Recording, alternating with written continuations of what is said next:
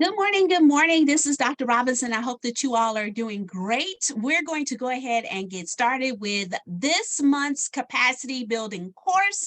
I am your instructor for this fabulous course that we will be presenting today. We're going to talk about next level positioning for business owners when it comes to capacity building for success. Remember that this is class number 2 in this actual program. The first class, which is called Entrepreneurship Orientation, also known as Startup Essentials, is for business owners that are just getting started. This capacity class that you all are attending today is for business owners that have 15 months plus up under their belt. So we're going to talk about some of the key components for successful business ownership for businesses that have already been through the startup process. They are currently looking to grow, potentially government contracting, getting certified. Then that is the class that you all are in attendance for today. So thank you all so much for hopping on board with us. And I'm going to go ahead and get started. We do have people slowly coming in to get everything situated. I am coming to you from beautiful San Antonio, Texas, coming to you as always from the fabulous Shay. Our office, the main office for the Women's Business Center San Antonio, is located in the wonderful San Antonio Public Library at 600 Soledad, tongue twister, downtown San Antonio. We are actually on the first floor. So anytime you're looking to meet with any of the business advisors, if it is an initial one-on-one consult, those are done over the phone. But there have been occasions where we have met individuals face-to-face to walk through different grant applications. Just so you know, we are located in that main area.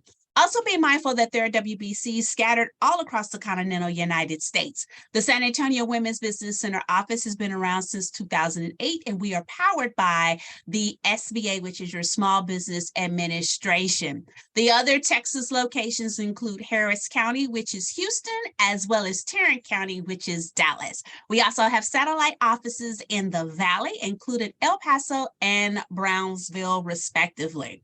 To tell you a little bit about the San Antonio team, just in case you're not familiar with us, I am just one of the individuals. So let's talk about the other people that make up the wonderful team. That includes the fabulous Ms. Jacqueline Hernandez. She is the program manager for the San Antonio office. The beautiful woman that you see in the center is wonderful Miss Margaret Wilson Analia. She is the director over the San Antonio Business Center. And then the other lady that you see on the end with the fabulous smile, that is me. I am actually a contractor with the Women's Business Center San Antonio office. All three of us ladies that run the WBC actually are also small business owners with extensive background in business success. So definitely in good hands. A little bit about me. I not only work with the Women's Business Center, but I also work heavily on the county side of the house, city side of the house, also work with some of the school districts here in San Antonio, as well as UHS, Edwards Aquifer, the Port, San Antonio. So my company does have its hands involved in quite a few different opportunities that are available for small businesses as a whole. So you are definitely in good hands for today's class. I'm going to cover quite a bit of information. Be mindful that the chat feature is open, so please do not hesitate to share the name of your business, how many years you've been in business, and how someone can possibly reach you for a potential partnership. And as I stated earlier, be mindful that this class, we will not be discussing anything revolving around startup because this particular class is built for business owners that have been around, and that was one of the qualifications that was listed before you signed up for it. But it never fails. I always have someone say, hey, where can I get my LLC at? And that is in the entrepreneurship orientation class.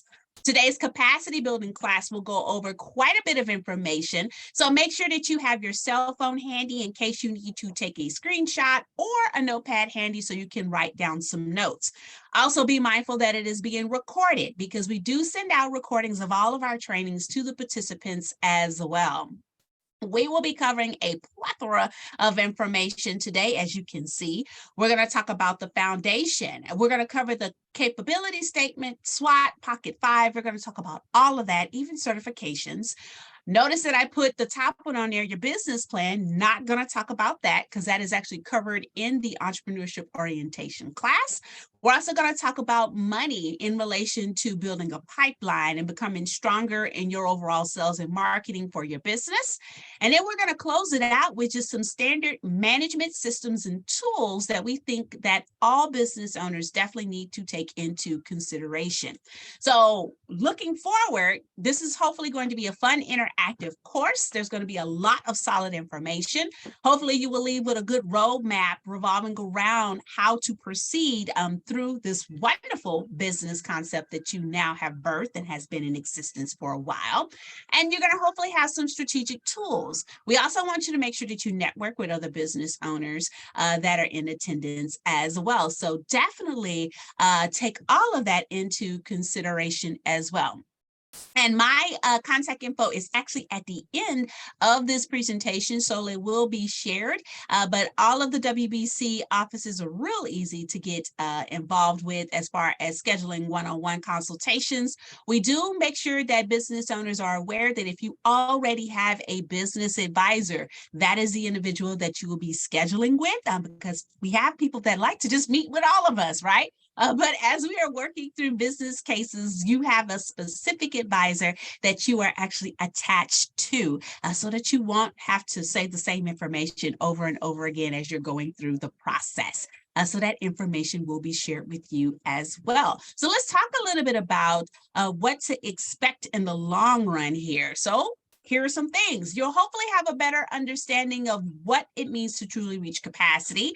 You'll have an understanding of building a pipeline, because so many people, when they post stuff like on Facebook or Instagram, for instance, it's buy my whatever it may be, buy my purse, $19.99. Come to my restaurant, we're having a sale.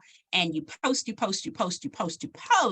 but nobody's thinking of the back end, right? So is it actually working? What is your return on investment with all of the posting that you're doing? Are you actually seeing the traffic coming into the store? Does your post make you look like a subject matter expert, or does it make it look like you're just desperate for business? And those are two different things, right? And I said we're going to get deep when we talk about our business and overall success and have an honest conversation of what it truly means to reach capacity in our business.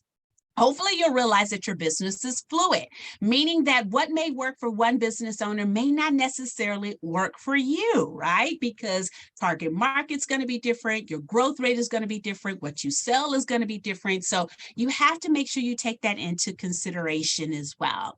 You'll have a better understanding of bidding and procurement. If you're one of those businesses who potentially is looking at doing governmental work, definitely make sure that you take that into consideration as well, because this is something that is extremely important when we talk about the overall reach. You also will have a better understanding of monthly outreach as well. So we're going to cover a whole gamut of different things that are here. So definitely make sure that you are mindful of that as we go through the process. And once again, make sure you introduce yourself to other people that are here. I see some questions, and then I think I answered the one about the contact information. And then I see that Miss Murphy has introduced herself. She's the owner of Little Scholars Tutoring. Hello and welcome to the wonderful class. So definitely make sure you all stay connected. And if you have any questions, do not hesitate to ask. So let's talk about the foundation, right? When we talk about our business, all of you all are now in your business is open, it's running, and hopefully you're 15 months plus in. And so many times with businesses, the big thing that we have on our brains to discuss is, okay, so what do I do now, right? Because what you situated and did when you first started your company is different from where you currently are. You are now in a situation where hopefully you came over the hill in a cuspus, and you are trying to figure out not just how to survive, because that was where we was when we first got started, but now you're trying to thrive in your business, right? So when you took your entrepreneurship orientation class and you first got started, you probably heard the big push of having a business plan. You're looking for funding. You need to have a business plan. Now, you all are in what I like to call the growth plan phase. For those individuals who will be participating in our equity fund that we do annually, they will get a very good understanding of a growth plan and what goes into it. But in essence, it literally is a plan that shows how your business is going to grow and reach capacity in the long run. It ties into having a capability statement, doing an actual honest SWOT of your business, your pocket five, getting an understanding of your certifications on a local, regional, and national level. All of these things together set what is known as your foundation. So let's talk about them a little bit individually. So the capability statement is a wonderful document that I like to call the resume of your business, right? For a lot of businesses who are looking to potentially do business with like the different school districts, the city, the county, the state. So not just consumer to consumer. I'm talking about those businesses that are looking for contracts, large bidding opportunities. One of the big things that they will become very familiar with is the question of, can you send me your capability statements, right? So your capability statement in essence is a resume for your business. It tells the individual that receives it the hard information that you have to have in order to be successful. Those basic items such as your contact information, your commodities codes, any type of previous contracts or performances that you may have done. Your certifications are listed, awards are listed, logo of your business is listed. So these are some of the main items that make up a solid capability statement. And I want to talk about how important it is. I personally have had situations where a capability statement was sent over to someone for them to have a better understanding of my offerings, and a call was received, a meeting was held, and a contract was signed. And that's what you want. That is the ultimate goal of a capability statement. It is to bring it full circle. It is for them to have a better understanding of your business when you're not in front of them. It holds the conversation for you via email when you're not present, to get that individual on the hook, to give you that call, to find out more information about your offerings. For those of you all who are actually getting certified and potentially applying for different bidding opportunities, you will also notice that one of the things that they asked you for in the application process is a capability statement. So if your company does not currently have one, we are past the startup phase, you definitely want to go ahead and start working on a solid capability statement. Making sure that all of the information on that capability statement is up to date, it is accurate, it is current. Have your commodities codes listed for your business, and you can find those on the North American classification system or the census data, and it'll give you your 6-digit code for your business, because that's how they find you. And a lot of businesses, they know this, but they're not for sure what their commodities codes is. So in other words, say for instance, I work with the city and I'm looking for janitorial services. When I go into the city's vendor portal, I don't type in janitorial services and hit search. I type in the 6-digit code that is attached to janitorial services. And then all of the businesses that are registered to do vendorship with the city will pop up under that specific commodities code. So that's why it's important for you to know your commodities codes and have them listed. Those previous contracts and performance, list them out, toot your horn, revolving around some of the contracts that you have had for your business. If you are a business where maybe some of the contracts that you have was up under your specific name and not necessarily up under the business's name, that is still perfectly fine for you to actually list that information, because it is still relevant as the founder of the business. Your logo needs to be on your capability statement as well. Make sure that it's clear and that it shows up crisp and clean, right? Clarity is important because this is attached to your brand. And for those of you all who joined me, I believe it was last week when I talked about Canva and how it's a great tool for business owners to use on a budget, one of the things that Canva does is it helps you put together your logo and what's known as a brand kit.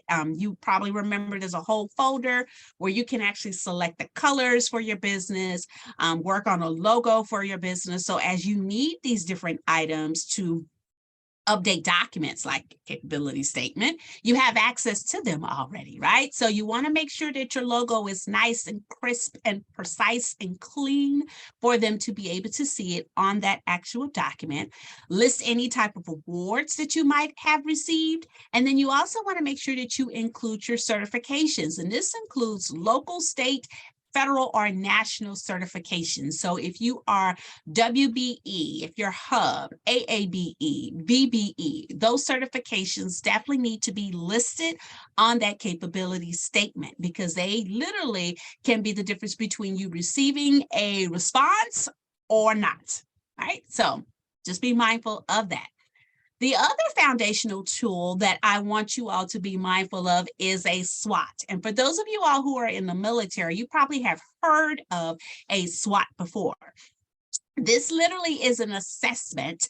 In this particular case, it's tied to your business. As I like to say, getting naked with your business, right? What are some of your strengths, your weaknesses, your opportunities, and your threats as it revolves around your business? And this is an honest conversation that you should have with yourself as well as your team if you have a leadership team with you on a quarterly basis, right? So right now we're in the month of March. For most small business owners, technically, this should be quarter one for you all, January, February, and March.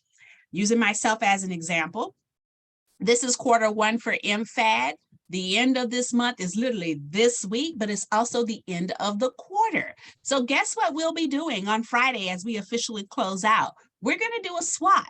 Over quarter one, 2023, we're going to check over our budget, right? And make sure that we've updated and entered in information correctly that has happened from accounts receivable and accounts payable for January, February, and March, and make sure that it matches. We're going to get with our tax person and schedule a meeting because not only is it tax season, as you all know, but a quarter has ended. So we need to make sure that we're on the up and up. How did we look compared to last year, right? Because this is going to paint a picture for you as you roll into quarters 2 and 3. So the SWOT comes in handy. So you really need to take that into consideration. So some company strengths, right? Just pull out a piece of paper and write 3 of them down. What are some things that actually worked really well for you this past quarter? Maybe it was a specific sales event that you ran. Maybe it was hiring an additional person. Maybe it was getting an intern with AOJ, which is Alamo on the job, and that was able to assist you with having more hands on deck and increase your sales. So think of your strengths. What are some weaknesses that you might have ran into this past quarter? Maybe you had to let somebody go because sales slowed down. Well, how do we resolve that, right? Maybe, as I've had somebody tell me last week, you had to let a location go because it was too big. And you thought that it was going to work out in the long run, but you need to size down as far as scale goes a little bit just to make sure that you're meeting your budget and paying attention to your payroll. So what are some weaknesses that you potentially want to work on? And then some opportunities, right? What are some opportunities that your business has and needs to work on? Maybe somebody came forward and they're like, hey, we have this, RFP that we're looking at getting involved in, and we're a team of 2. We need a third person or a third business. Would you like to partner, right? That's an opportunity that was dropped literally in your lap. So you want to make sure that you list that out as well. And then the T stands for threat. What are some threats that your business is facing, right? Maybe somebody who sells almost the identical product or service that you offer opens up right within your area. The young lady who introduced her daycare center in the chat, that's a great example, right? There's daycare centers all over San Antonio. So her big question should be, how can I separate myself out from everybody else? What's the niche service that I can offer? A threat would be somebody that opens a daycare center less than a mile from where she's located. That's within a mile radius, right, of all of her clients that she currently works with. What if that potential daycare center that opens has like an ESL class, but she doesn't offer that at her daycare center, which is English as a second language, right? So they're teaching the babies a whole second language while they're there at the daycare center. That's a threat, in her eyes, because now they're offering an augmented services that she currently does not. So that's what I mean by literally digging in, right? And seeing where the disconnect is, as well as the strengths of your company. So a SWOT is extremely important for your overall success. No one should run a business all 12 months of the year the same, right? Those quarters need to be broken down, and you need to have a hard conversation about what worked and what didn't work and how you can rectify it as you roll into quarter 2, 3, and 4. And my daycare center person, I just utilized you as an example because you was in the chat. So, all right, so let's talk about the other foundational item that I mentioned, which is the Pocket Five, because it always comes up, Dr. Robinson, what's the Pocket Five? For some of you all, you might have actually joined me when I did a resource hour, which we do on Thursdays, once a month, where I talked about the Pocket Five and how important they are. For you all, since you've been in business for quite a while, you probably have these individuals in hand, but I include them on here because, believe it or not, there are some businesses that do not have their Pocket Five. And your Pocket Five is extremely important when we talk about setting the foundation for your business, right? You've already done the startup, you got the funding, you've opened your location, you're bringing in sales, or you're providing a service. But when's the last time that you actually met with your CPA? Not during tax time, because we know you're going to meet with them then, but just out the blue, like September, October, do you meet with them then? When's the last time you actually met with your mentor? Do you have a mentor? So your Pocket Five literally are individuals that set you up for success. You need to definitely make sure that you have access to them. And I see some people in the feed. Okay, what do we have in here? I always like to read the messages. Oh, she says that we're a tutoring center. Okay, so I saw center and thought daycare center, so that's even better. Okay, so it doesn't sound like I was just picking on you specifically. Okay, so she does tutoring, which is completely different. Yes, adding businesses to set our services from others. Yes, finding that niche market. All right, and then Arlene has put her information in here as well. Okay, good. So I'm seeing people entering in their information. It looks like she just put her business card in there as well. All right, so good. So the Pocket Five is extremely important when we talk about this, right? So not only having a financial institution that we do business with, which is just clear understanding of running a business, you have to have a business bank account, but actually knowing about the financial institution, right? So it's not, well, that's where we go and we do our transactions, we deposit our money and they take it type of deal, right? I want you to have a relationship with them. And I always use the example of this pandemic, right? As a solid example of that. The people who had good working relationships with their financial institutions were able to call them on a whim, get access to their documents, and in some cases get funding a lot quicker than those people who were like, you know, I just use Blue Wave or I just use Cash App. Please don't use Cash App for your business, right? When we talk about transactional history and being able to pull financial data, the conversation is completely different, right? When we talk about those businesses that are using your traditional funding components. So I definitely want you to make sure that you are mindful of that. You need to develop a relationship with your financial institution. Nobody should be in a situation where the only time Frost Bank or Wells Fargo comes in contact with you is when you're contacting them for a loan. They know nothing about you, right? They've never met you until they go into your file and they're like, oh, okay, well, she banks here type of deal. You should build a financial relationship with them because remember, this is the place that's going to safeguard your funds, right? This is the place that's going to take care of you in case you end up in a pickle where maybe you win an RFP and one of the stipulations is you need an additional vehicle. Well, guess what? That vehicle is going to cost 50 grand. Well, where are you going to go for that 50 grand? Outside of trying to pull it out of your account, you should be able to go into your bank, talk to them about a community advantage loan. They should be able to pull up all of your transactional history, see your profit and loss because they have access to it, and see that you're in good standing with them and help you through the application process. That's how that's supposed to work. It's a symbiotic relationship with your financial institution. They should also be able to have a discussion with you about different small business resources that they offer. Using Chase Bank as an example, you go into their website for small business, they give give you resources. They show you how to put together a capability statement. They have a Oh My God Wow Academy that they run for women-led and minority firms completely for free that you have access to, where you hear from subject matter experts about how to put together a 401k, which you should have even as a small business, and how to put together a feeder savings, how to make sure that your checking and savings is actually in alignment for tax purposes. These are those discussions that the financial institution should have with you on a regular basis, revolving around your business, right? And the next one on my list is a CPA, which is not the same as a bookkeeper, right? They are worth the investment. They can have that discussion with you about your finances and how they are looking. Are you running in the black compared to last year? Maybe you're running in the red compared to last year. So you should meet with them on a regular basis. I like to say quarterly, right? So that you're not just meeting with them to just drop off some paperwork for your taxes, right?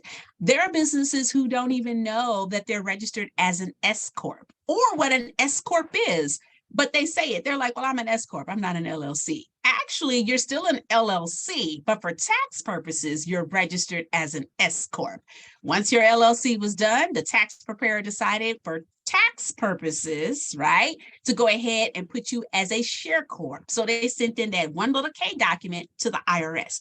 So technically your structure and certificate of formation is still an LLC, but for tax purposes, you're functioning as an S corp. Your CPA should be having those conversations with you. It should never be a situation where you're blindsided, right? You're like, I don't know, they just did it. So build that relationship with them. Have a solid firm. The lawyer plays an integral role with you as well. They are worth the investment. People always say, Dr. Robinson, should I have one on retainer? Definitely don't have to do that because they're expensive. I need to make sure I put that in there as a caveat as well. But if you are in an industry where you come in contact with people, the potentiality for legal documentation is higher, you definitely want to make sure that you have a small business attorney that you can possibly have access to if needed to look over like NDAs, operators agreement, updates to general service agreement that you may be rolling out with. If you have a large amount of people that you are hiring, right? So your onboarding processes, make sure that those documents are correct. Your SOPs have been reviewed. That's the role that they play, and that's why they are extremely important. The mentor, they do not necessarily have to be in the same industry as you, but everybody should have a mentor in their back pocket, right? This is somebody that you can call and literally have a discussion about what's going on with your business. And they can give you that good kick that you need, right, to get you back on the up and up. Meet with them regularly. Give them a call regularly. Shoot them an email just to say, hey, this is what's going on with me. And a solid mentor will respond and give you that guidance that you need.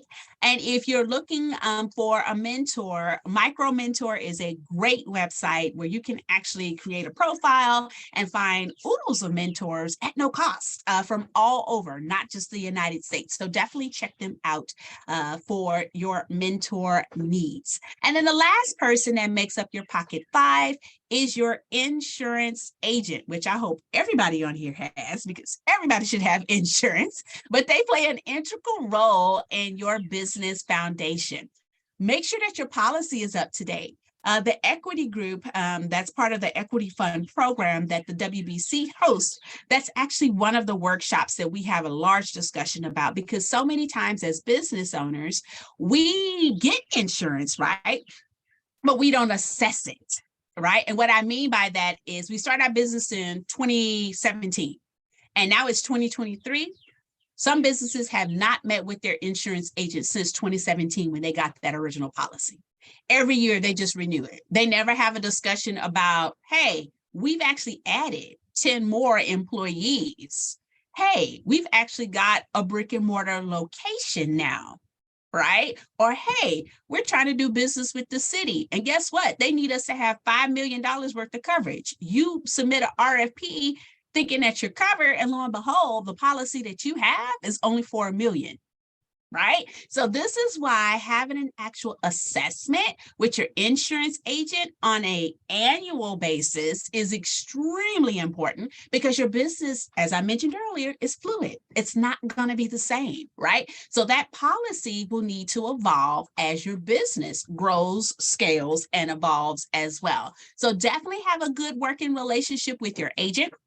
When it is time for you to renew, preferably about 30 days or so beforehand, they should be getting in contact with you for you to review the documents. Review it, read over the information, make sure that it's still relevant to where you are currently before you actually sign up to go ahead for a brand new year. So definitely have that discussion with your agent about an assessment that you can actually do for the business. All right, so there is the foundational items. Let me check in the chat feed and see how you all are doing. Okay, it looks like there's quite a few people who are asking about Arlene's business card, and she put it in here. 4 folks in here. They asked, is she in Bexar County? And yes, she is. And then I think that is Jackie that's on the back end. Yes, please complete our anonymous survey. She put that in there for you. There's her fabulous face. So she's waving. That's that wonderful young lady that I mentioned earlier. That's the program manager for the San Antonio WBC. So she just shared a wonderful link with you all for our survey, because we'd like to hear from you all about our different classes and resources. So thank you, Jackie, for putting that in. All right. All right. So now let's talk about the other fun part. We got the foundational part as we're scaling. Now let's talk about the money, right? Where does the money reside? So many times with businesses, we always hear people talk about startup expenses, but rarely do you have folks that actually talk about money for businesses that have been around, right? Because in most cases, they're like, oh, well, you've been around 3 years, you're probably doing pretty good. But believe it or not, just like that example I gave earlier, when you land like some of these larger contracts, you're going to have financial needs or potential funding needs that you need to gain access to immediately. And going to your checking or your savings account is not going to be the good look that you're looking for, right? To purchase that additional vehicle or zero turn lawn care that you need to get for your lawn business because of a new contract with the city of San Antonio. So you want to make sure that you have a clear understanding of your outreach and your readiness for funding, how to build your pipeline, that bidding and procurement process, and then financial readiness and the relationships that gets attached to it. So let's talk about financial readiness first, because this ties into the whole banker concept. Getting a better understanding of your financial institution. So for those of you all who are with me right now today, once this is over, I want you to really think about your financial institution that you currently bank with. Do you have a particular banker that you can go to? Like right now, I know with the people in the equity fund, they'll probably name off Micah with Frost Bank, because he's met with all of them face to face. He's given them some great guidance. Some of them have actually opened up accounts with him, attended other classes with him. So they have an individual, right? Do you send thank you notes? Sounds cheesy, but I'm very old school. Believe it or not, email is great, but the individuality of actually taking time out of your day to let somebody know that you appreciate them going above and beyond is priceless, right?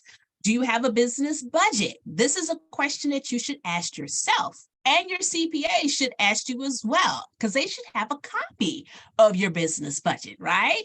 So having an actual business budget that you go off of, where you're not just, accounts payable, accounts receivable is kind of just all over the place type of deal. You should actually have a business budget. And I have done a budgeting 101 resource class where I sent a free budgeting tool to people as well. And I might actually try to see if I can load that in here for you all in the chat towards the end. And how far out do you actually plan your business expenses? This is a big one for businesses that have been around a while, right? Because we're doing pretty good. We're running in the black. And then all of a sudden a conference comes up that we want to attend. And it's like $2,000 to register. And for some folks, they'll literally just cut the check for $2,000. But was it in your budget? Right? Before you do that. So you want to make sure that you're mindful that you're planning out these business expenses and governing yourself accordingly, because when tax time comes around, you want to make sure that your budget is in alignment and it makes perfect sense. having annual audits of your books, right? Not just tied into taxes, but an annual audit that you do with your CPA. That's why those quarterly meetings are so important, so that you know what your business health looks like. There are small businesses that I know of that have taxes that have not been paid for 2019, 2020, some of them 2018. Your business is not healthy, right? Taxes have to be taken care of. So you definitely want to make sure that you are on the up and up when we talk about financial readiness. Because in the grand scheme of things, when we talk about having good financial bones, it ties into your outreach and readiness. And this little chart is a great example of that, right? So you have those people who have strong outreach, strong bones when it comes to their business health, right? And they're considered tier ones. These are the ones that have connections to all of their pocket fives. So they have a CPA, they have a banker that they meet with on a regular basis, a mentor, they have a lawyer, they have an insurance agent, they adjust as needed. They have not only a business plan, but they have a capability statement. They got a pipeline in place. They train themselves and their employees on a regular basis. They do business post-check. They're tier one, right? Those individuals and that company is ready for those next steps. The city could call them and potentially award them a contract just on the fact that they have everything in place already. That is what we mean by outreach, readiness, and capacity. Are you at capacity? So many small businesses, we hear about like these wonderful RFPs, right? And it's like, $250,000 RFP. Like, great, I want to go after it. And it's for lawn care, and you run a lawn care business, but it's just you. And capacity is not there, but the business is within that wheelhouse, right? So we want to make sure that you're putting the proper steps in place to be able to receive that RFP, go after that RFP, and then be awarded that RFP. That's where the capacity comes into play. So that's what all of this is about. When you think of yourself, I want you to be mindful of where your resource partners and your pocket five come into play. So you're, of course, up at the top. You need to have a solid resource partner that literally is your wingman, whether it's the Women's Business Center or SBDC, which is a Small Business Development Council, PTAC, which is your Procurement Technical Assistance Center, and all of them. There's branches in San Antonio, Houston, as well as Dallas.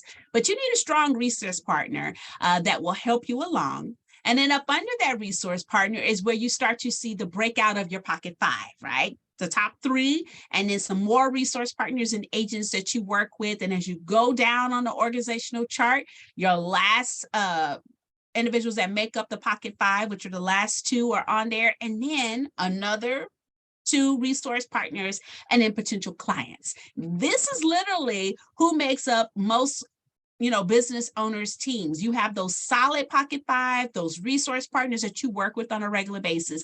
And then you have those go-getter clients that keep coming back. They're the ones that you literally know that you can call on a whim, and they're going to literally get behind you and they need your services. They are on retainment without you even realizing they're on retainment. So you want to make sure that you're building yourself up towards this in the long run with your business. And you probably heard me mention the pipeline, because people always say, well, what do you mean by pipeline? Because when we hear that, in most cases, people think of like multi-level marketing. I'm not talking about that at all.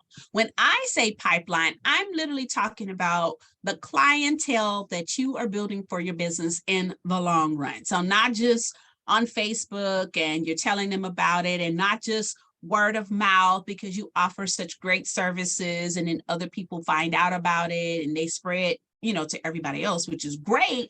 But in my particular case, I'm talking about what, and back in the day used to be considered like the 4 Ps, how they play a role in you building your pipeline. Price, right? Pay attention to the market and know your worth, and then add tax. I love to say that, right? So know your actual worth. Never shortchange yourself just for sales. That's definitely not what you want to do. You want to make sure that you come in at fair market value and also at your worth for the value that you're actually presenting and offering to others. Pivot and adjust is needed, right? So people who might have been like in the salon industry, pre-COVID, it might have cost, I'm just gonna throw a number out there, I don't know, $50 to get a haircut. And now that the market is back open, maybe it's bumped up to 75, right? Is that feasible for you? Is it actually worth it? What is something else that you can possibly add to it that makes sense? Pivot and adjust. Make sure you do your research. Talk to your clients too, because they'll give you an earful revolving around price. Trust me, believe me, I know. And then reflect on your offerings as well. If you do augment your price, are you adding an additional service, or is it simply because the market, right? Because you want to be able to explain it. The cost of living has changed. That's a big one. So definitely make sure that you're able to have a discussion about your prices and deliver and have the results that match the price that you are putting forth. And you want to make sure that people have a clear understanding that that price is not just for like one person and then this person gets another price, or the infamous on Facebook and Instagram, DM me for prices, right? We don't want to do that, because we are running a legitimate business that's at capacity. No, we want to make sure that people have a clear understanding of our offerings. Think of it as if you were a client yourself and what you would be looking for. The product. This ties into you continuing to offer a great product or service, whichever one or both that you may currently offer. But with that product, when people make a purchase, great, but what do you do next, right? Are you following up with them once they purchase a product or a service from you? Do you have a client list? Do you offer a survey? These three things have shown and have been proved to actually give you engagement and retainment in the long run for your business. When we talk about capacity, people keep coming back because you keep literally alerting them and showing them that you value their dollars, whether it was $20 that they gave you or $200, you're still treating them with great customer service. She comes into your shop, she purchases that dress from you. Do you ask her for her email and her phone number or her birth month, so that you can send her something for the month of April as a thank you, knowing that it's her birth month? Do you follow up with the clients that registered for your Eventbrite training class that you offered, right? Maybe they didn't necessarily purchase anything from you because the event was for free, but you built a whole entire pipeline of names and emails from the attendees that actually came to the event. Do you keep in contact with them? And for those people that have purchased from you already, do you send out a survey, right? Did you like the service that we provided? On a scale of 1 to 5, how would you rate the training? On a scale of 1 to 10, how would you rate our tutoring services? On a scale of 1 to 3, or whatever the number may be, what about the aesthetic location of our building? Your clients are going to be able to tell you a lot about the product that you offer. And sometimes it's stuff that you may not necessarily realize until somebody says it. So definitely make sure you take that into consideration. And remember, Google Docs is your friend, because people always say, oh, Dr. Robinson creating a survey is expensive. Actually, you can create a great free survey on Google Docs that doesn't cost you anything, that will collect the data for you. So definitely make sure you take that into consideration. The next one on my list is place, right? So networking for capacity. And what I mean by that, yes, Arlene, follow-up is extremely important, because that builds that great relationship with those individuals. When we talk about place, there's many different things that get attached to it. So networking for capacity. And what I mean by that is your ROI. So in other words, you are going to places and networking in circles that's going to be beneficial to your business. There is a return on investment, ROI. Right? So if I am in, say, for instance, the dog grooming business, and I have a wonderful mobile dog grooming service company that I run, it's doing great, but I'm trying to get the word out. Me going to a conference geared towards construction, right, doesn't necessarily fit in my wheelhouse. However, if I find out that Westminster Challenge is having a conference here in San Antonio, that fits right within my wheelhouse, because guess who's going to be there? All the people in my target market, right? Even something as simple as getting involved with the HOA and seeing if that's a potential augmented services that they can provide in their actual community for people who have homes, because they're going to need their pups walked, they're going to need to be groomed. And that's a great caveat and an additional service that you can possibly tie into the other things that they already offer at that community. So that's what I mean by networking for capacity. You're literally putting yourself in spots and places that's going to make perfect sense in the long run for the growth that you are looking at in the long run. So that's what I mean by networking for capacity. Branding your material, right? So making sure that you're not just passing out information or handing over like receipts and it's just PayPal, right? There's nothing on there that has your name attached to it, any branding. And most people fail to realize, but in PayPal for Business, they have a brand component where you literally can upload your logo, your address, your phone number, a cute little hashtag at the bottom of the invoice. There should never be a time where your receipts is just a plain piece of white paper that's sent to someone. You want to keep your name on their mind and their lips. And this ties into having stuff placed at the correct moment and on the correct item. So having branding material is so important.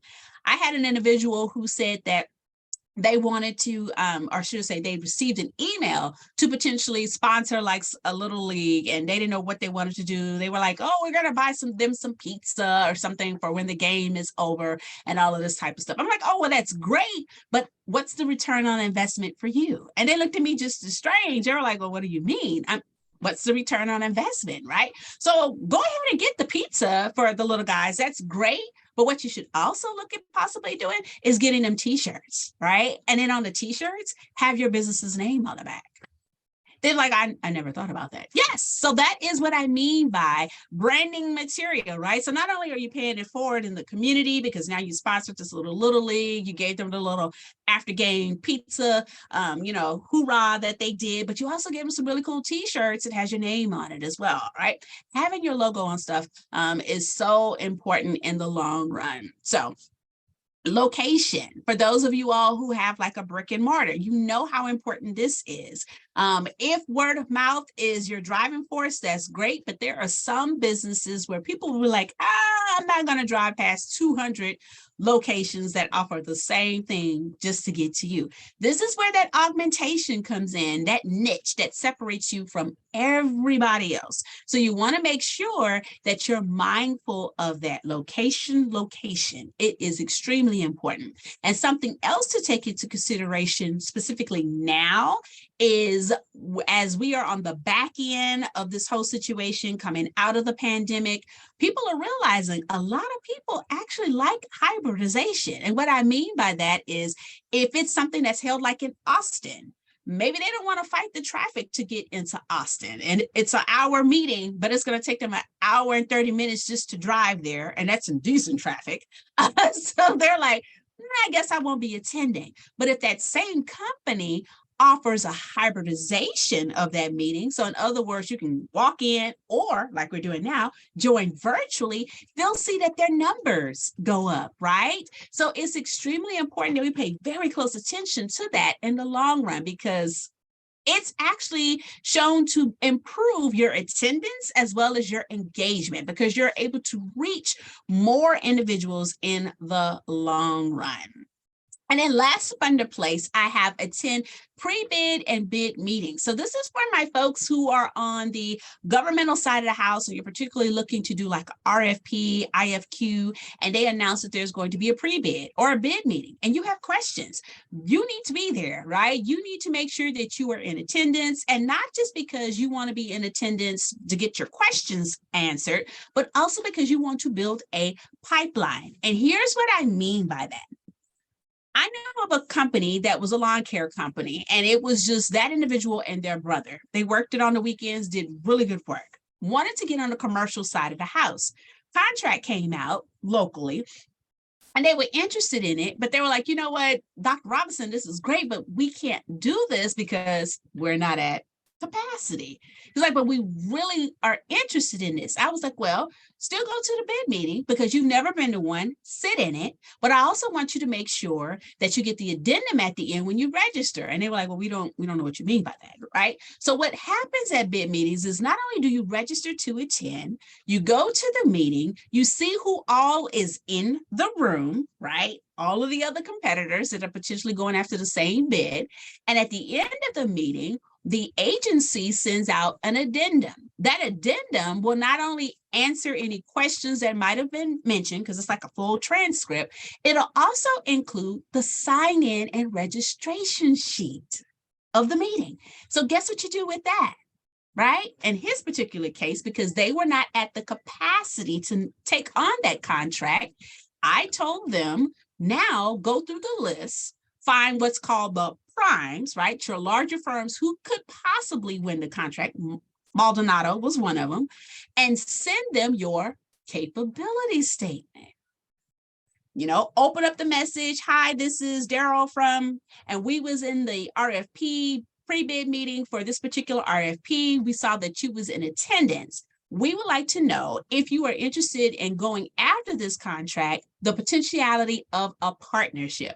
Our capability statement is attached. We look forward to discussing further with you. That's literally the whole message. They sent it over to them. Guess what? Maldonado called them back, bought them in as a sub. Maldonado did all the work and submitted the RFP. Maldonado won the contract. And guess who was the sub? So this particular sub firm, small business with just two people, got to work on a multi-million-dollar contract as a partner with a large prime simply by contacting them via email, right? After sitting in the meeting with them. That's a pipeline. That's what I mean by building and having a part of the pipeline, being in those places, right? Because we're up under that P, places, attending those meetings, even if you're not 100% sure. Read the room, find out who all is there, because that's how that's going to actually work. And then the last one that's on this list is promotion, right? So I just talked about those partnerships. Build solid partnerships with businesses that are a little bit larger than you. There is nothing wrong with that. Right now with MFAD, for those of you all that know, I'm sitting in my beautiful she shed. Most people, when they hear about us, they think that I literally have like a 80,000 square foot office with like 90 employees. Sounds crazy, but I actually had somebody tell me that. I'm like, no, it's ran from a she shed, but the connections and the partnerships that we have is crazy. But that comes down from the pipeline. We are infamous for going to bid meetings and pre-bid meetings, getting that addendum, and then sending out capability statements and greetings to people. We actually have capability briefings about some of the things that we do.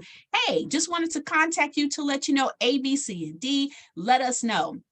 GDC is one of our latest partnerships that we have now brokered, where they're going to bring us in on some of their larger contractual agreements, because it's a situation where there's multiple parts, right? They do marketing. MFAD does not. We do research and development. Well, guess what the other part of that RFP was? Research and development, right? So you want those partnerships to come into play because they are extremely important. Gain access to a resource list. And most people are like, well, where do we find that, right? The city, the county. If you go to Bexar County's SWIMBO department, which is a small minority business development department, look up under the opportunities tab, you click it open, it actually says resource partner list. And they just updated it at the beginning of this month. You click it open, it gives you 300 of your procurement agents' names, phone numbers, and emails. And guess what you do? You literally build relationships with those individuals. That's how I got familiar with SAISD, with Edwards Aquifer, with the Port San Antonio. We literally hammered through that list. We took small chunks, focused on each one in a specific quarter, and built our actual certifications as well as awards off of that. So definitely look at those resource lists. Social media is your friend when we talk about promoting our business, regardless of what business it's in, but you want to make sure that you are mindful of the ones that are going to give you the best bang for your buck, or ROI. And what I mean by that is, I'll use my company as an example. We do great on Facebook, but LinkedIn has been our bread and butter from the jump. LinkedIn, LinkedIn, LinkedIn. Great on Facebook. People have told me, hey, we didn't find y'all on Instagram. I'm like, well, we're a research and training firm. So how do you make that look sexy, right? Just like an accountant, they work with numbers. How would you make that look sexy on Instagram? Because it's a visual social media app. However, I got a real good friend who runs a salon. All of her following, Instagram, because it's visual and it makes perfect sense. She's able to show herself as a subject matter expert, post before and afters, to do reels. So Instagram is her bread and butter. Facebook is there with her too, but Instagram has literally been her gold mine for reaching folks. So social media is great, but you want to make sure that you pay attention to the social media platforms that are going to be beneficial to the industry and the service that you provide. You also want to make sure that you're separating yourself. And what I mean by that is your Facebook page for yourself, like Arlene's Facebook page, is that it's Arlene's Facebook page. Then Arlene's business should have its own page, right? Completely separate from her personal page where she talks about her family and posts pictures of folks. Completely separate. And then if she chooses to, Arlene can actually create a professional public facing page. So she can do that. Myself, I actually have that. So if you go on Facebook right now, you will see that I have a Facebook page for myself with friends, families, and sorority sisters. I also have a Facebook page for my business, which is MFAG Creative Group, LLC. And then I have a public facing personal subject matter expert page, which is actually called Dr. Bridge Builder, where I post golden nuggets from my own personal perspective as having a doctorate in business administration. So there's different ways you can work social media, but you definitely want to make sure that you're separating them out, right? So that you can get true subject matter experts on board and get good SEO. So that search engine optimization is there. And you never want to be in a situation where you're just posting. And what I mean by that is literally you create a flyer and it's like, buy my product, buy my product, buy my product. You post and drop. What is the actual ROI on that, right? If you're not paying attention to, is it actually working?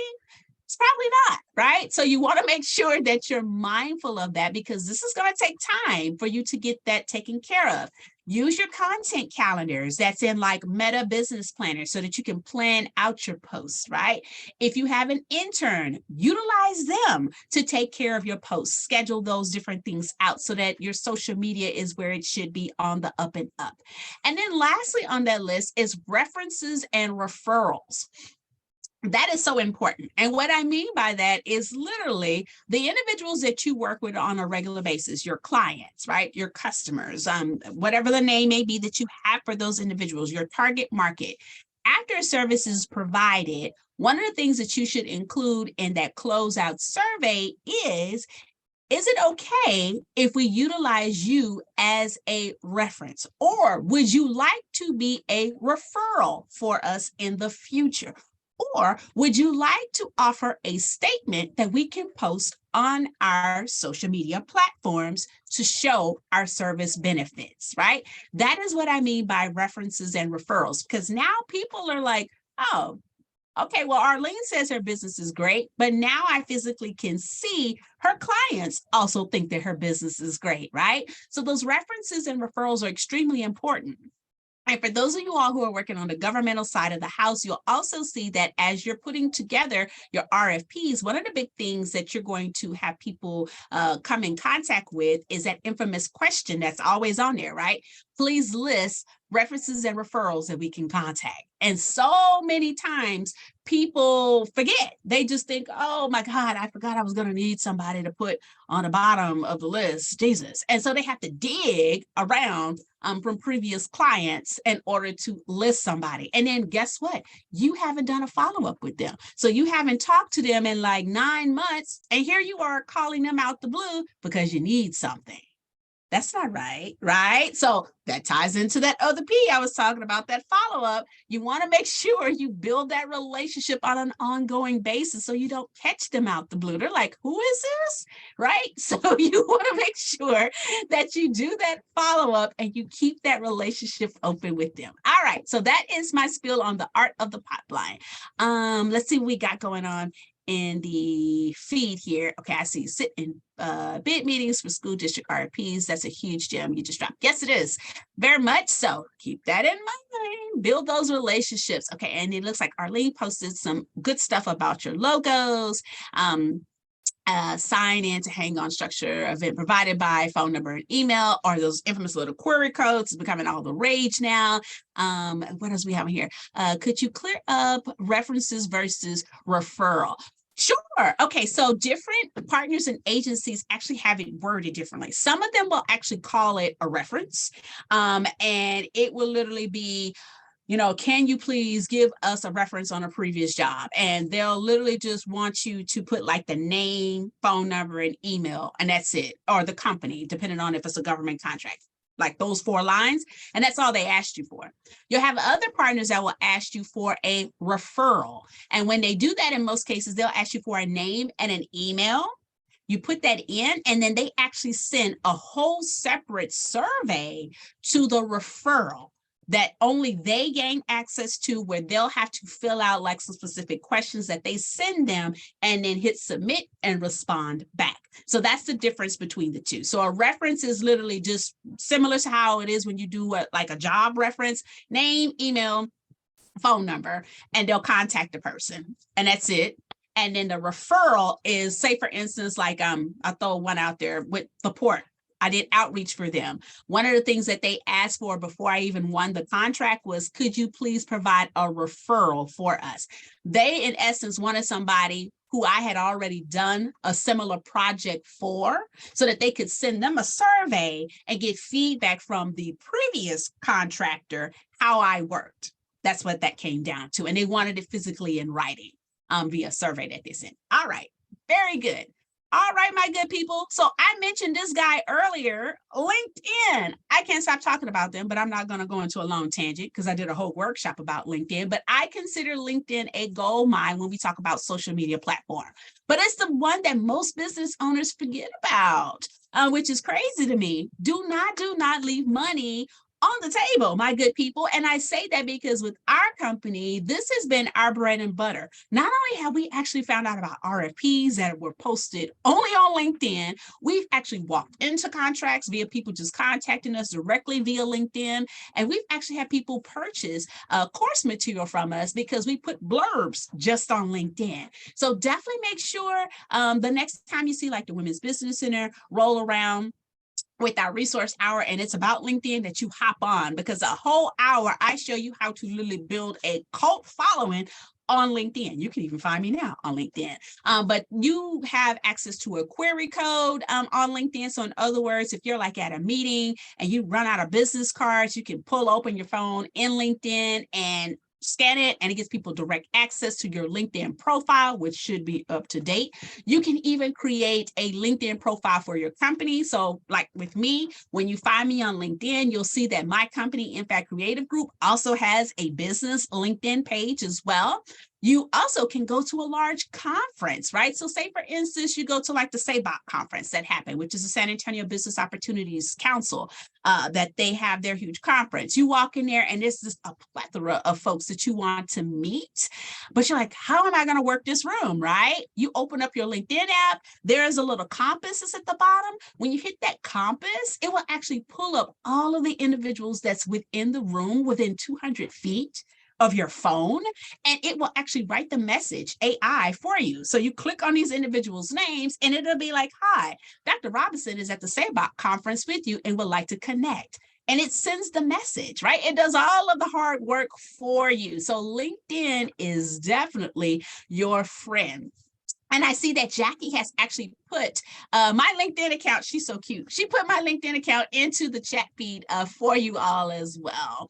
Yes, there's awesome free social media options that most people don't take advantage of. Very true, Arlene. Yes, and because there is a paid version of LinkedIn that's like LinkedIn Pro that has all of this additional stuff where you can like do like sales funneling and all of this stuff. But yeah, my account that I have, as well as my business account that I have, both of them are on the free side of the house for LinkedIn. And I probably have over, I don't know how many followers on both sides, which is different from people that you linked up with. And that's another interesting thing about LinkedIn too. This is where you can show yourself as a subject matter expert in your field. You start building these links with people that's in the industry, building links with people that's in procurement, these procurement officers. I've had people that actually send me messages via LinkedIn. They're like, hey, I saw you on LinkedIn, or I saw an article that you posted on LinkedIn because of a hashtag, and we would like to discuss a potential opportunity with you, right? So definitely make sure that you're mindful always of that. Arlene put in here, I always suggest you get an objective opinion about marketing, even if you are in marketing. Very true. Yeah, because you never know. As I like to tell people, what may work for some may not necessarily work for others. That person that I mentioned earlier, that's the hairstylist, LinkedIn is probably not going to be her bread and butter, right? However, she could still show herself as a subject matter expert on LinkedIn and potentially build connections with people like in the banking industry for potential funding opportunities that she may be looking at, as well as people that may work at some of the larger cosmetology schools that are here as well. Oh, look, thank you for putting that in there, Jack. You're just digging all through my little LinkedIn. I see that now. So let's talk about one of the other pillars that was listed in the presentation, which is the bidding and procurement. So I'm not going to go down the rabbit hole with this because this is literally a full day's workshop condensed down to an hour and a half. But bidding and procurement is extremely important if it is something that you are genuinely interested in. I always tell people, mind the business that pays you, right? If you are in an industry where it's kind of like, certifications, not my jam, I'm not really looking to bid on anything, then this probably isn't for you. But if you're in an industry where you potentially will be looking to do business with like the city or the county or other large agencies and certifications, definitely going to play a factor, right? Because you have your federal side of the house, which is SAM, your Systems for Awards Management. These are those large contracts with like the DOD, DOJ. You also have on the state level, your hub, which is your historically underutilized business done through TxDOT and Secretary of State. Now also done through the RCA if you're in San Antonio. And that is a local, right, which stands for South Central Texas Regional Certification Agency, long title. And they have what's known as a one and done certification process, meaning that you literally apply on their one application and you can just check the boxes for each of the certs that you qualify for. AABE, Veteran BE, LGBTQ, Hub, WBE, and you'll just support those check boxes with the documents being uploaded. So if you select veteran owned, which is VBE, then they would want a copy of your DD 214. If you select that you are female, which is WBE, they're going to want a copy of your birth certificate as well as your driver's license to prove it. Now, the RCA here in San Antonio, their certifications are free. The North Central RCA, which is in Tarrant County in Dallas, there is a $100 fee for that. So just make sure you're mindful of that. You will need to have your commodities codes handy. Remember, I mentioned them earlier. They play a role in this process. And if you are crazy like I am and you want to get an interesting certification, because there's a plethora of them out there, you can always look at the National MBE Cert program, which is done by the National Minority Supplier Development Council. Long title. But that one does have a fee. It is a $300 annual fee that's attached to that MBE program. The beauty of that program is that it gets you into a directory if you are looking to do business with Target, Toyota, Facebook, Dell, you actually can schedule one-on-one meetings with these partners that are part of their program. So that's the main reason why a lot of people get into the national MBE outside of the training that you get on a regular basis. Like in February, we was all out at the Toyota plant here in San Antonio for a full day of training with buying and procurement agents that actually reviewed our website, looked over our capability statement, and was like, hey, this is great, or hey, may need to work on this. Hey, here's what we're looking for. Here's a contract that we have. Actually had somebody hop up and say that they had a janitorial contract and they needed it done ASAP, like that day, for a particular location here in San Antonio. Guess what? There was 2 janitorial businesses that actually were at that training, and both of them popped up and had a meeting on the sideline, and that particular partner actually ended up hiring both of them for 2 separate contracts that started within 24 hours. It's crazy.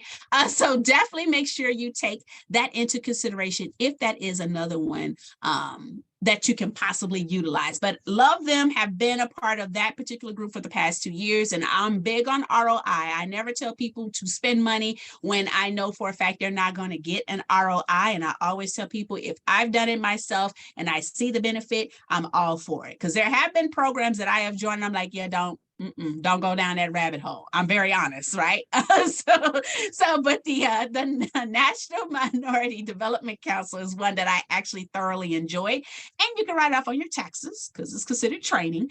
So make sure you're mindful of that as well. Just about all of that.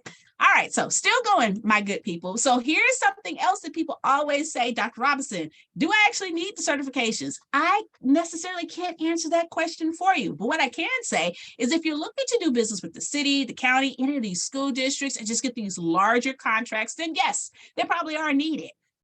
If you're looking to potentially just get recognized, right, as a WBE, because some people just they self-certify, meaning that it's obvious, like I'm a woman-owned business. Okay, that's great. Self-identified, self-certify, as they call it. But some want to put it on their website, right, or on their social media page, or on their business card as a WBE. So for them, it's more about the recognition that's attached to it, which is great. If you're looking to do an RFP, you may notice, as I have on this other side of the house, a competitive advantage when we talk about RFP readiness. Some of your RFPs actually have localized points. And what I mean by that is if you are localized or SWMB, so you have your certs, they have in some cases additional 10 to 15 points that you can possibly get just for being SWMB certified. Right? So for those other agencies and partners that don't have those certifications, they do not get those additional points, but you can. And that's what's going to separate you from the rest of the pie. So definitely make sure that you take that into consideration. It also shows them that you're not a hobbyist. And what I mean by that is you wouldn't waste all that time that it takes to get all of that paperwork together to get your certs in place if you were just doing it just on the weekends, right? So they know that you are genuinely serious about it. Certifications are used for numerous reasons. I mean, they level the playing field. It's an avenue to even market your business. And I mentioned the rubrics part of it, right? When you're actually showing yourself as being certified already, those additional points that you can possibly get, it just helps with the overall scope that's attached to your business, and your capabilities are exposed as well. So you want to make sure that you're mindful of all of that, because it's extremely important in the grand scheme of things. So definitely take that into consideration, right? So when we say that as a whole, something else that you definitely want to be mindful of is, are you ready? Take a screenshot of this because it's a lot. Are you ready? When we talk about best business practices, those RFPs and the certification process, or even applying for a grant, right? Did you read over the entire proposal or document as a whole? Are you only applying for ones that you can truly work? Check your capacity. Because I've had people do this, right? You start an application and it says that it's for a business that has like 30 employees that can start on Friday, that literally is only going to cater to this specific project and nothing else. Meanwhile, it's you and your sister. You run a solid business, but it's just the two of you all, and you already have 9 other little things that you're working on, and you can't start this till September. Don't apply apply for that, right? You want to make sure that you only apply for the ones that you can truly work. Pay attention to the due dates, because this is a huge one. People forget when stuff is due. Your smartphone is your friend. There is no reason why, as a business owner, your smartphone should not be connected to your business email and connected to your business calendar, which I'm going to talk about in a few. But all of that should be interconnected so that you get alerts when different things are due beforehand, like 3 days beforehand. Hey, RFP is due on April the 5th, and it's literally March the 31st, but you're getting that alert to let you know it's coming down the wire, and you want to make sure that you get all your ducks in a row. Review instructions on all RFPs and certification processes that you may get on a regular basis. Attend any type of bid meeting or pre-bid meeting and be sure to sign in. And I explained how important that was earlier. Give exactly what's requested. And this is a huge one. Sometimes when I do audits, there'll be a grant opportunity or an RFP that comes across our desk, and they'll send us over people who have submitted just for audit purposes. And it'll clearly say on there, we only want 2 previous jobs for references, and the person will put 6, right? So you want to make sure you give them exactly what they're asking for. Be clear and concise. Check your spelling, which is huge. Nothing, better than having a second set of eyes look over something for you.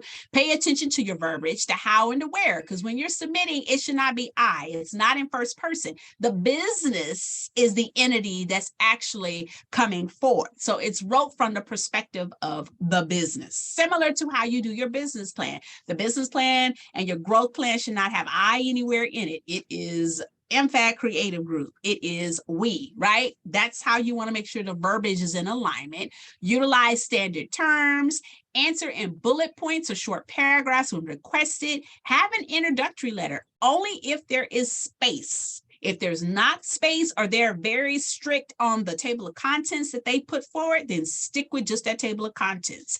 Include a table of contents if they don't have one that's active. And what I mean by that is when I open up your submittal, I should be able to click on like executive summary, and it takes me to your executive summary page. That's what I mean by active. And you can do that in Microsoft Word, right? Have a clear understanding of your company's history. It sounds cheesy to say that, but yes, because there are some businesses who started like in 2015 as a DBA, and then they decided to be an LLC in 2020.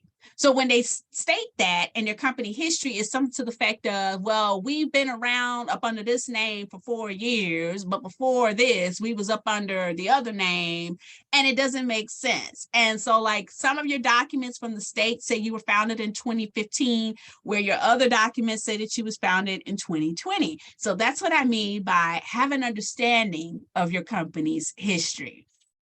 And then have updated resumes for key members. This includes you. Toot your horn, right? As a business owner, be prepared for people to ask you on a regular basis for a headshot, a bio of the company, and a bio of you, and a resume, right? So all of that stuff should be updated on a regular basis because people are going to want it. So definitely make sure you're mindful of that.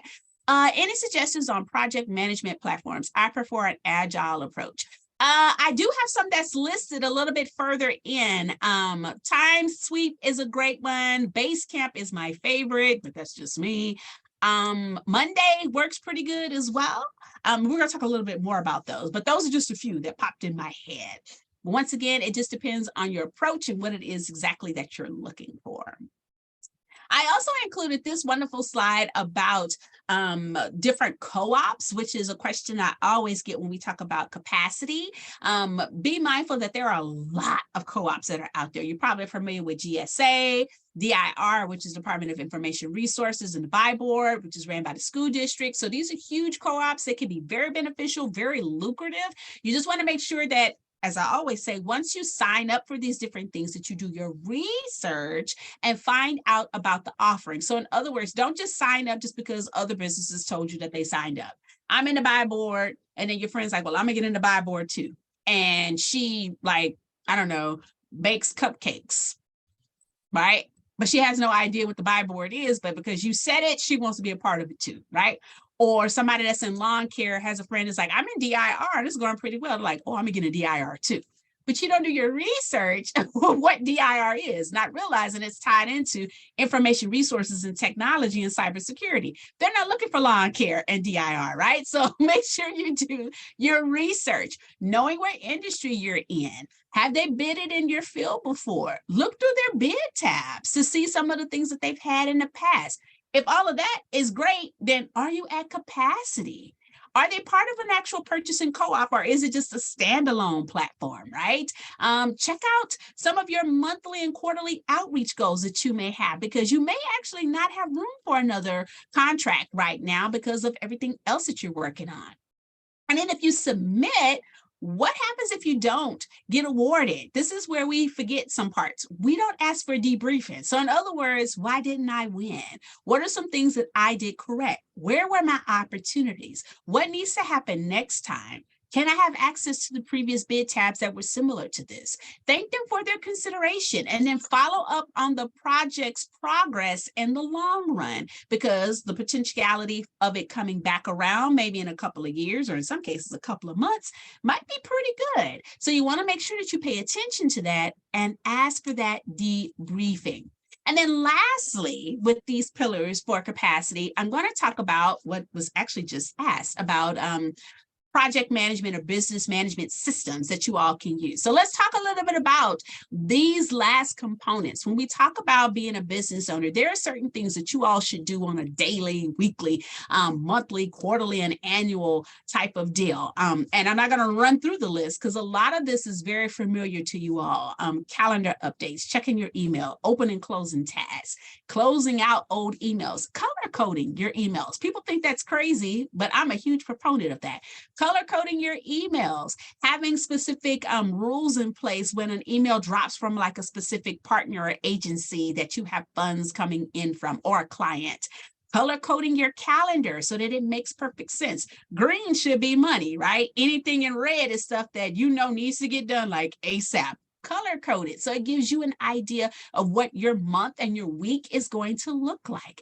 Have follow-ups scheduled. And those 3 follow-ups could be with clients or with your pocket 5 that you do on a regular basis, and set aside time to actually do it. On a monthly basis, sending out thank you notices, checking in on your businesses. Make sure that your social media marketing is up to date and current, and it makes perfect sense for what it is that you are attempting to do. All of this is important on a quarterly basis, going to training events like this one, right? Making sure that you check over your taxes, especially if you're an LLC. Estimated taxes are due every 3 months.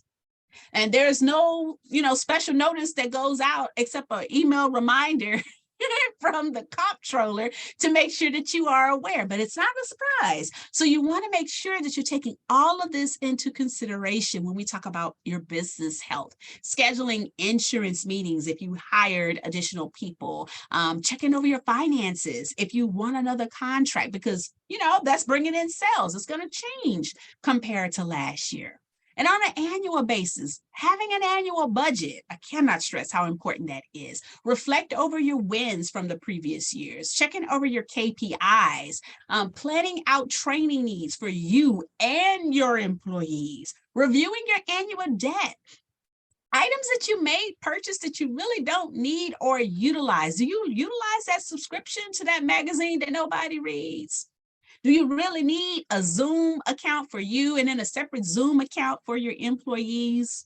Doesn't make sense, right? So these are the questions that you want to literally sit down and take into consideration in the long run, because you might not necessarily need that, and that can actually decrease, right, the amount of debt that you have in your business. Because sometimes we spend money on stuff and we forget about it. Like it's on autopilot, right?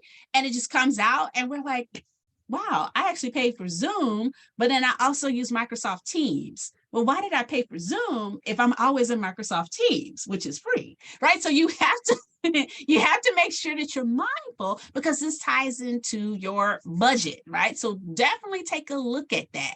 Set out some boundaries for yourself and learn the meaning of the word no, because sometimes there's going to be stuff that you would love to go to, but is it in your budget, right? Is there going to be some ROI in the long run that you can get from it? So make sure that you are mindful of that when we talk about the business health from an annual perspective, right? And there's a system for just about everything, right? QuickBooks is one of my favorite accounting tools, which all of you all are probably familiar with, but have you heard of Strivent, right? Gusto is another one that's a great accounting tool that small businesses use.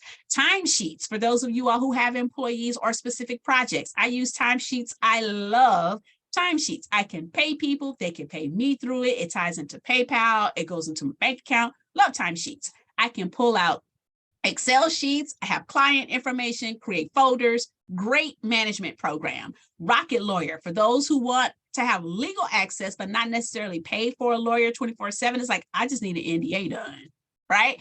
Rocket Lawyer for some folks works out perfectly fine for them. Basecamp is my other tool that's my go-to. Basecamp is really cool because you can actually have a whole team of folks working on a project for you. Your first 3 projects in there are completely for free. And guess what? Once a project is done, you just archive it and then bring in another project. So it works perfectly fine. You can send out calendar alerts to people, send out to-do lists, like a whole entire program can be built within Basecamp. Tied into your calendar, whether it be Google or Outlook, and run perfectly fine. And you and your team all have access to that information. Even checklists can be created in Basecamp. Gantt charts can be created in there. So definitely take a look at all of these different tools because there's a system for that. Dubsado is another big one that people are familiar with. And I mentioned Gusto earlier on the accounting side of the house.